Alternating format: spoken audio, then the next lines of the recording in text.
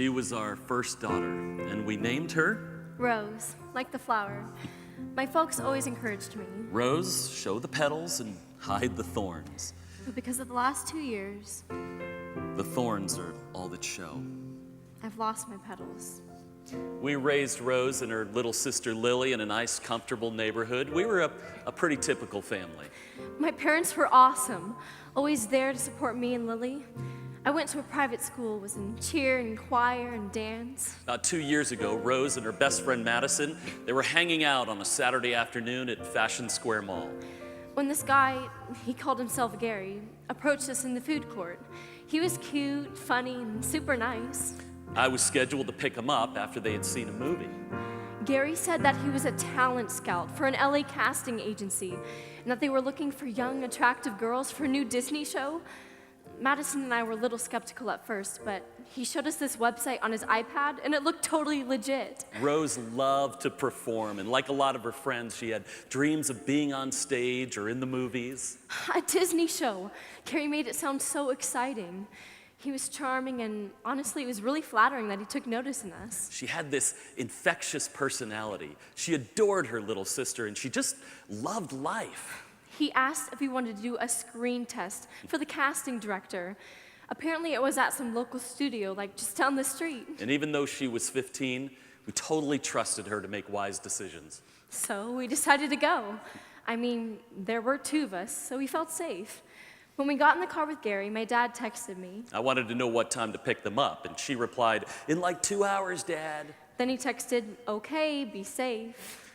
And that was the last communication we had with her for 2 years. As we drove, Gary pulled into this gated community. He said he needed to pick up something from his house, and then we would go to the studio. That's when I got this feeling in the pit of my stomach. Madison grabbed my hand, and we both sensed something was really wrong. I found out later that the guy had turned the car into a driveway of a really nice home and pulled in and quickly closed the garage door behind him. Then these 2 thugs came out. They grabbed the girls and forced them into the house. What I saw haunts me to this day. Other girls, Scottsdale girls like me, tied up, gagged, drugged, helpless. I learned later that we were being sold online for prostitution. The next 48 hours were a blur.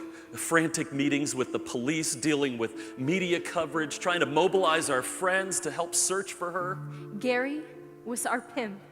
That sweet, funny personality had twisted into the face of evil.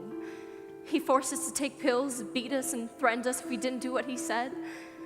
The cops had told us that certain victims of human trafficking, they fit a profile. They're shy or quiet or have low self-esteem or come from a broken family. I fit none of those descriptions. So, Gary sold me at a premium as a Scottsdale princess. Apparently, I was a rare commodity. For the missing person poster, the cops wanted just the facts: height, weight, age, hair color. But I wanted the world to know about her beautiful spirit, about her petals. Over the next 2 years, my petals were plucked one by one. While chained to hotel beds, man after man abused me and slowly stole my soul. Child prostitution is supposed to happen in places like Cambodia or India, not right in our own backyard under our noses. I begged my pimp to let me go. For weeks, we held candlelight vigils where we wept and we sang. I prayed to God to either rescue me or let me die. Weeks turned to months, and then a year. The pressure was unbearable on our family. Lily started to grow fearful and withdrawn. My wife and I, we just drifted apart. Pretty soon, I was forced to recruit girls from places like Desert Ridge and Arrowhead Mall. I never wanted to become an expert on human trafficking, but when the police leads grew cold, I made it my mission to go and find what had been stolen from us. I hoped that Gary would release me if I could find him a new slave. Some of the girls I found were only 13. Do you realize that the average age for entry into forced prostitution in this country is 13 years old? Nearly 300,000 children in America are at risk for sex trafficking every year. Yeah, I know. The statistics never meant anything to me either. Flipping through the morning headlines, safe in my gated community, it was always someone else's problem, not mine. Until this problem destroyed my family. After about a year, I didn't see Madison anymore. The FBI reported that at last year's Super Bowl in New Orleans, tens of thousands of girls had been trafficked in from across the country for prostitution. Someone said she had been shipped off to New Orleans. Most major sporting events, they're hotbeds for the sex trade industry, but behind all of that glitz and glamour is this insidious darkness. Next year's Super Bowl is in Glendale. I hope they'll bring Madison back. I know what you're thinking. Why didn't she just escape, scream for help? I had no money, no way to communicate. These girls are psychologically tortured.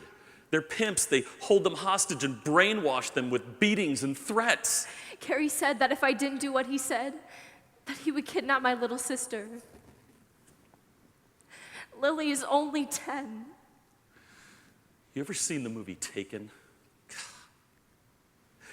I had daydreams that I would get my hands on that pimp and make him suffer.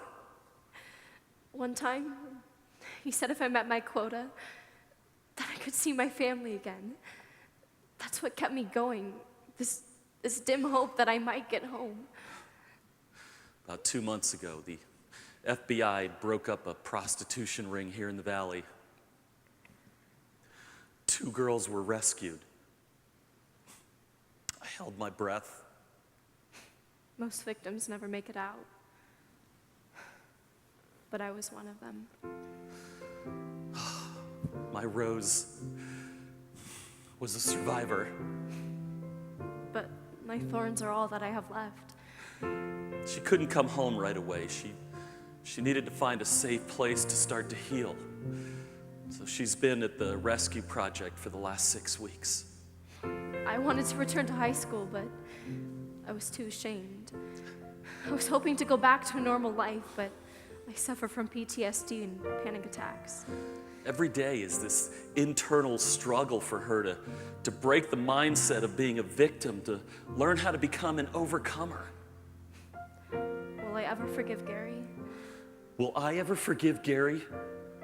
I'm trying to, because, you see, he's still a commodity, a slave.